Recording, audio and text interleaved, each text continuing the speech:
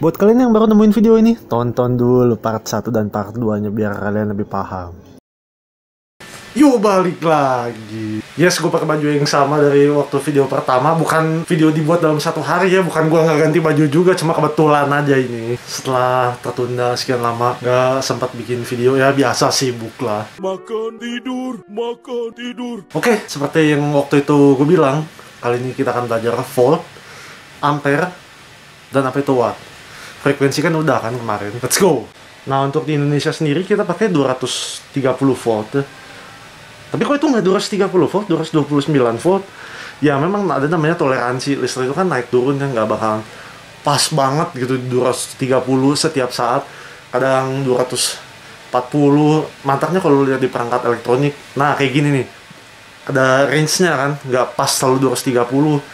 Karena kan kita ada distribusi dari pembangkit listrik, ada pengaruh segala macam. Nah kayak ini 228, 230 volt lagi, tapi normal 230.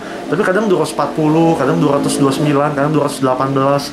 Karena tuh bahkan gue pas lagi liburan di area pantai gitu, ada jauh dari kota, jauh yang pasti jauh banget dari pembangkit listrik lah.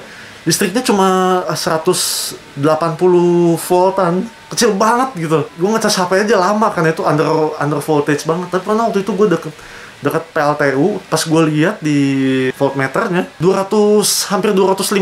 Gila, gue takut charger gue meletus dong. Tapi untungnya enggak sih. Tapi ya mau gimana lagi gitu kan, namanya lagi liburan. Ya gue nggak ngerti kenapa itu bisa sampai 250 volt, apa yang terjadi di PLTU nya. Tapi harusnya itu nggak terjadi, karena toleransinya sih biasanya nggak bakalan lebih dari 240 volt. Itu ekstrim banget kalau sampai 250 volt lebih. Yang pasti volt itu penting banget ya. Harus sesuai sama speknya, sama peralatan yang dibutuhkannya. Karena kalau enggak, perangkat elektronik lu bakal, apalagi DC ya, kayak misalnya lu suatu perangkat butuh 12 volt ya 12 volt gitu. Memang pasti ada toleransi lah, 12,5, 11,8 gitu, nggak bakalan pas pisan di 12,00, kecuali lu di perangkat elektronik yang bener-bener kayak komputer gitu, kayak RAM komputer itu kan butuh 1,5 volt pas gitu, nggak bisa ngaco gitu tiba-tiba 2 volt ya rusak, karena alat-alat kayak gitu sensitif banget. Yang pasti yang paling krusial dari listrik itu voltasenya, tapi bukan berarti yang lain nggak penting, kayak ampere, watt, dan lain-lain. Oke, kita bahas selanjutnya ya. Apa itu volt?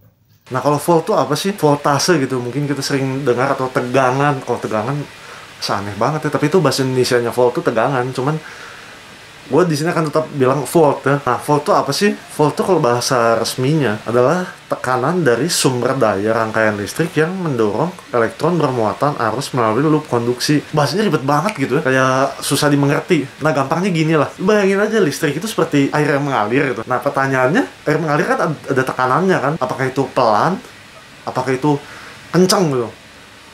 Nah volt tuh itu seberapa kencang sih dorongan elektron itu. Kalau misalnya voltasenya tinggi atau tegangannya tinggi, nah berarti elektron itu dorongannya kencang seperti air tekanan tinggi. Kalau misalnya volt itu rendah, berarti ya dorongan elektronnya pelan seperti air tekanan rendah. Nah itu sebabnya kalau lu pegang baterai, lu nggak ke-strum gitu kan, kayak cuma 1,5 volt itu kan kecil banget ya, atau cuma 12 volt itu nggak cukup. Si dorongan elektronnya itu nggak cukup buat menembus resistansi dari tubuh lu dan buat lu ke-strum. Kecuali lu taruh di lidah, nah beda cerita ya, karena resistansinya lebih rendah di situ. Nah tapi kalau 220 volt, 230 volt kayak di Indonesia gitu, atau apalagi tegangan tinggi 25.000 volt ya, jangan coba-coba, mampus lu.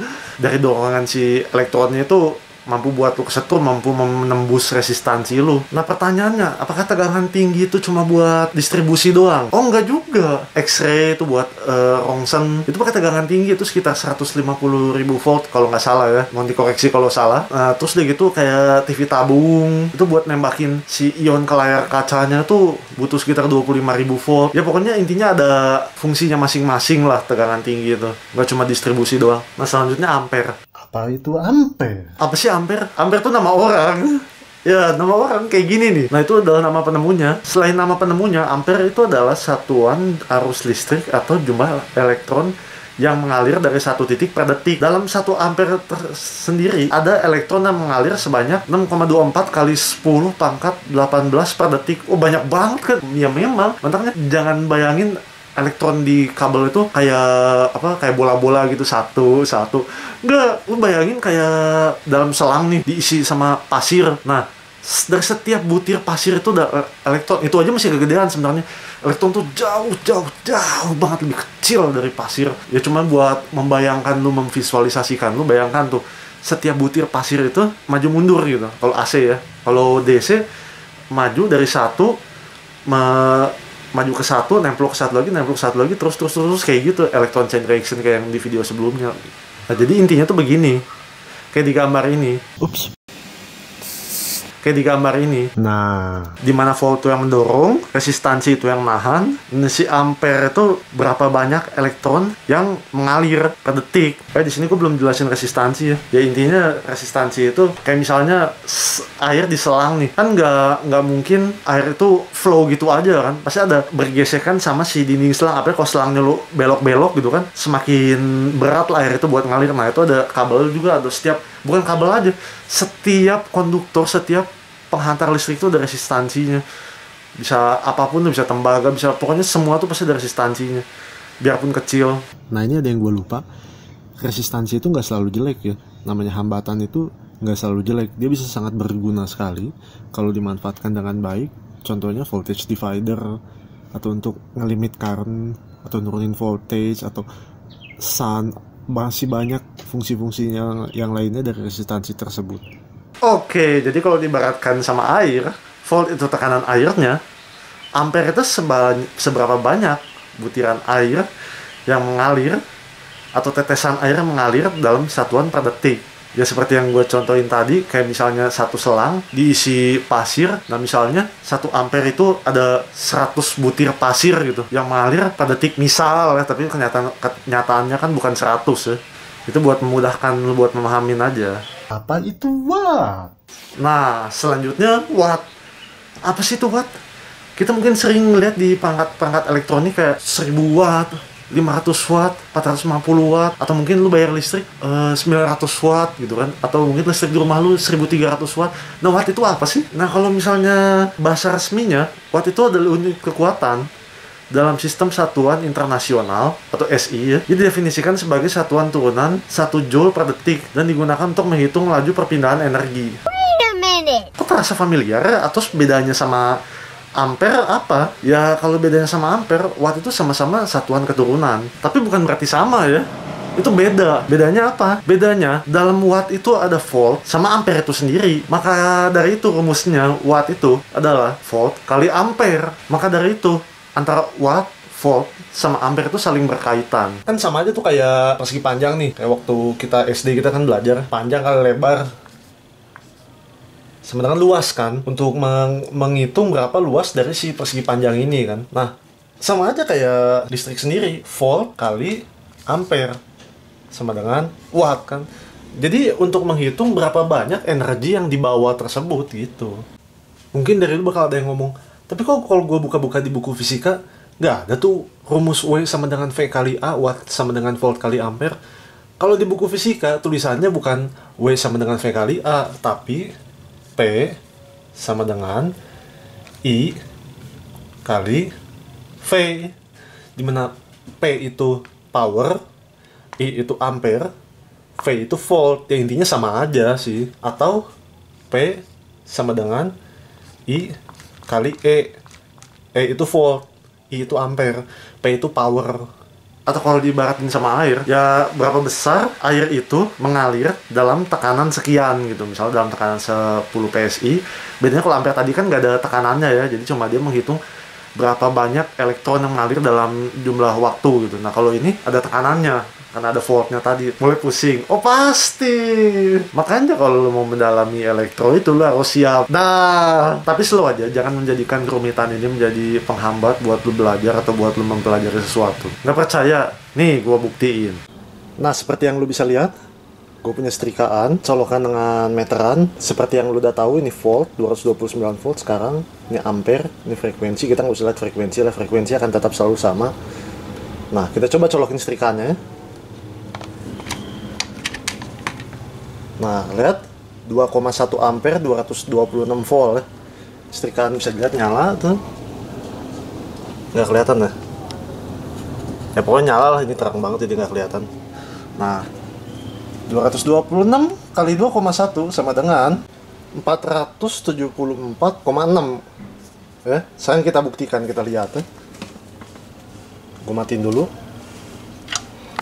450 watt. Mungkin nggak bakalan sama banget ya dengan yang hasil tadi kita hitung, karena ada resistansi kabel, power factor dan segala macamnya.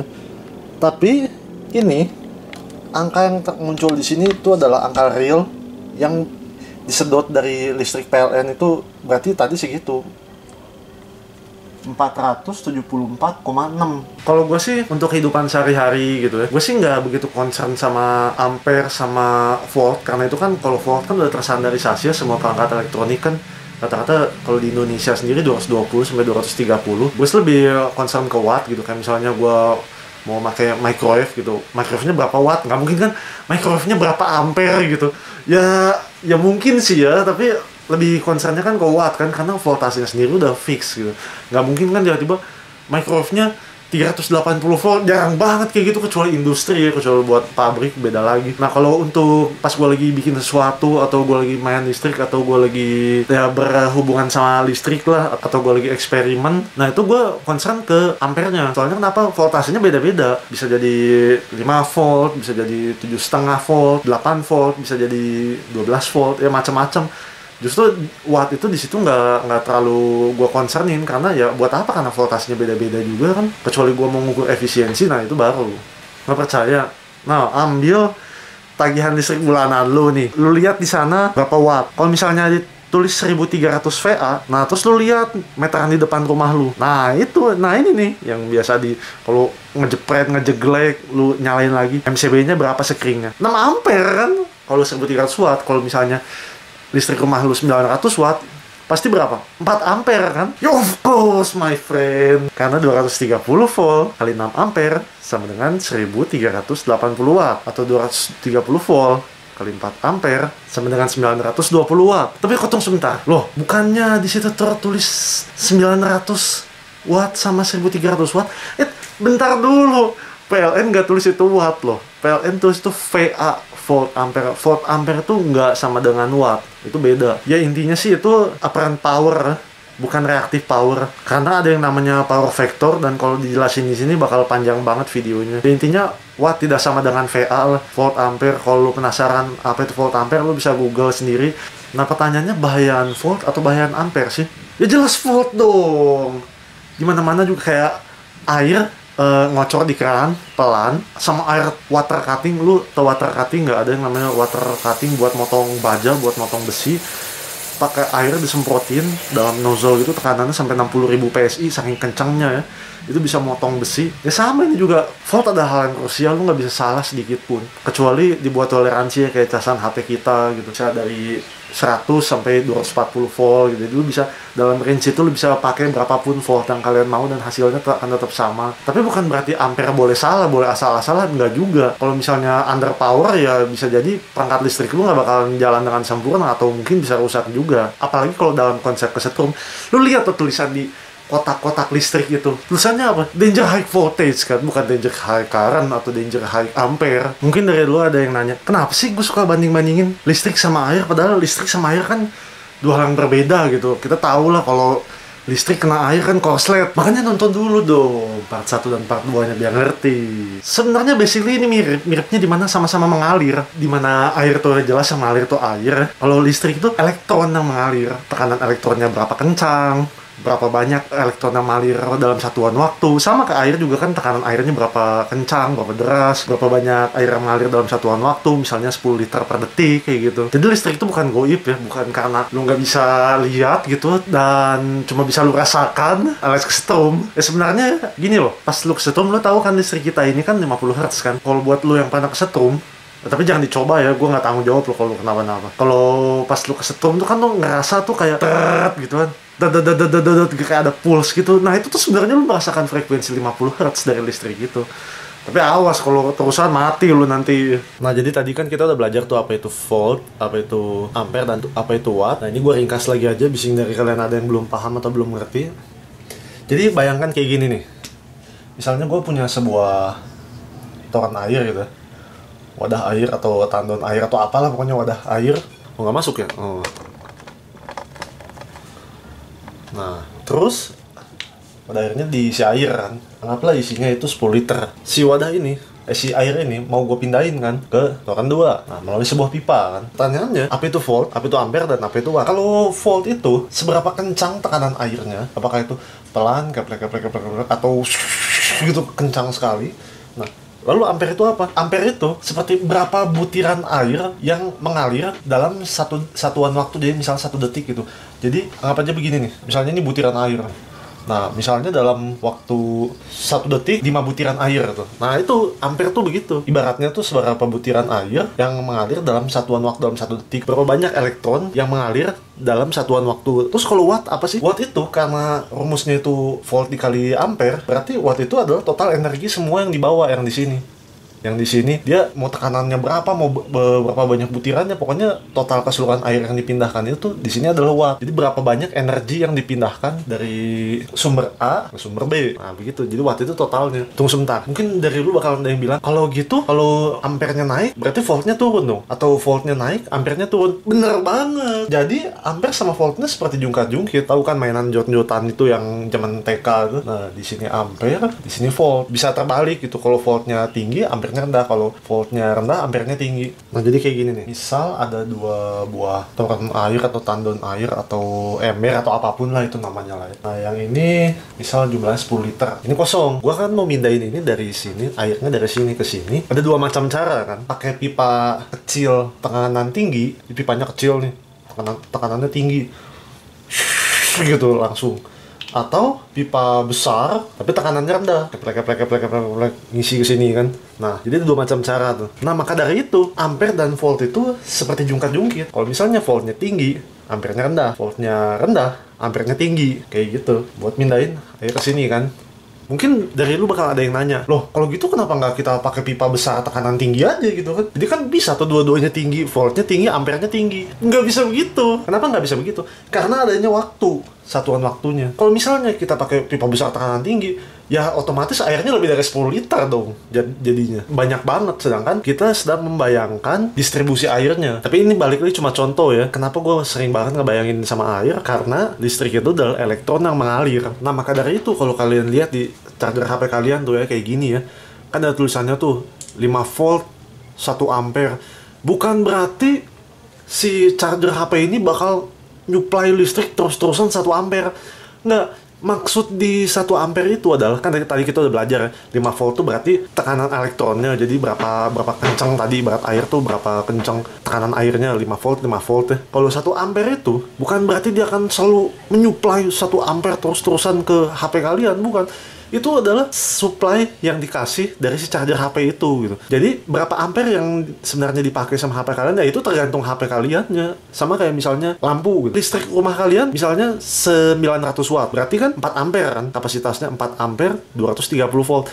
Nah, pertanyaannya dengan listrik rumah kalian 900 watt, apakah 24 jam kalian mengkonsumsi 900 watt? Kan tidak kan, tergantung penggunaan listrik rumah kalian. Apakah misalnya kalian makainya banyak, apa makin cuma bohlam doang atau apa. Ya ini juga sama. Jadi intinya ibaratnya kayak toren air lah. Nah, toren air, ada airnya penuh, kalian bisa pakai sedikit aja, airnya ngocornya jarum gitu, atau kalian mau pakai besar sekali, wah gitu, banyak sekali airnya. Nah, kalau untuk charger HP tadi, yang bisa kita sedot itu, ada batasannya, itu 1 ampere. Nah, itu sebenarnya, jadi kalau kalian di adaptor, di power supply, itu ada batasannya. Nah, gimana kalau baterai? Nah, itu panjang lagi ceritanya nanti. Kalau ada kesempatan dan ada waktu, gue bakal jelasin baterai itu, dan banyak hal menarik di baterai itu, entah dari voltnya, CCA, ampere, dan lain-lainnya gitu. Makanya subscribe dong. Kalau misalnya gue udah bikin video kayak gitu, terus yang nonton dikit, males juga buat lanjutin kan. Karena subscriber itu memotivasi, dan komentar dan like itu memotivasi kami buat melanjutkan video selanjutnya. Mungkin dari lu ada yang penasaran, emangnya listrik itu nggak bisa kelihatan mata? Bener-bener nggak bisa kelihatan mata? Oh bisa, contohnya seperti ini nih. Ketika si voltnya tuh tinggi sekali, bahkan dia bisa loncat listrik itu, bahkan tanpa media kabel sekalipun melewati udara. Yang pasti, wah itu ngeri banget sih, jangan coba-coba ya, sekali kesentuh mampus langsung kayak gitu. Oke, untuk kali ini sampai di sini dulu aja pembahasan kita. Terus pantengin juga channel kita ini, karena ke depan gue bakal upload hal-hal lain yang di luar tentang listrik, yang tentunya pasti bakal surprise buat kalian. Oke lah, segitu dulu aja. Dan untuk kalian yang belum subscribe dong, gimana sih ya? Oke, terima kasih telah menonton. Bye.